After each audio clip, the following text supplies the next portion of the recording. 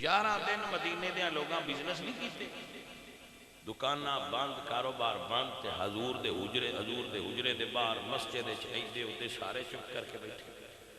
حضرت علی گھروں نکلنا تے پوچھنا کیف اصبح رسول اللہ،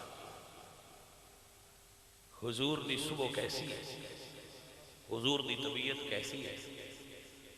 تو ابو حضرت مولا علی سرکار فرمایا اصبح بحمد اللہ بارہا، حضور دی طبیعت بہتر ہے۔ انہاں پھر تھوڑا جہا سجے کھبے ہونا، پھر آ کے حضور دے روزے دے سامنے بیٹھیاں رہنا۔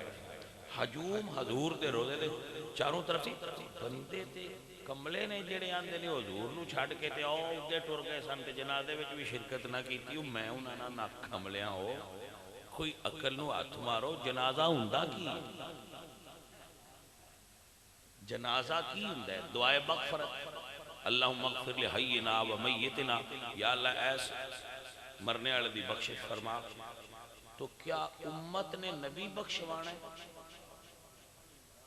نہیں، آپ ٹھنڈے جے دل دار ذرا سوچو کہ کیا امت نے نبی بخشوانا ہے؟ جڑے لوگ ڈیمانڈ کر دیں حضور دا جنازہ نہیں پڑھیا صحابہ نے، امت بخشوانا ہے نبی یا نبی امت بخشوانی؟ حضرت مولا علی سرکار نے دسیا کہ جاؤ اور درود پڑھو تو نکل جاؤ۔ اے جڑا روزے پہ جا کے درود پڑھنے ہیں اردو دا شروع ہے، آپ انہوں سمجھ گئی؟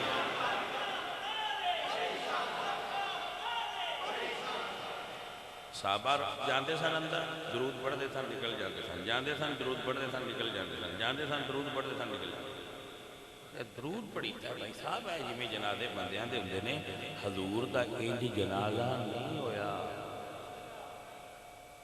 لیکن ساڈے ڈاڈے بندے نے وہ جی میں دل کرے انج کرتے رہے۔ اور موج یہ وے بجڑے سنن والے نوں انہاں نوں پتہ کوئی، انہوں نے خبر کوئی نہیں کہ یہ جو گل کرتے پے نے یہ سوچنا کس زاویے نال نے، اس گل دا اصل ہے انہوں نے خبر نہیں۔ وہ آتے نا لٹن والے رج کے لٹیا تے مالک چور سے آن کے سینگ، پتہ ہی کوئی مسئلہ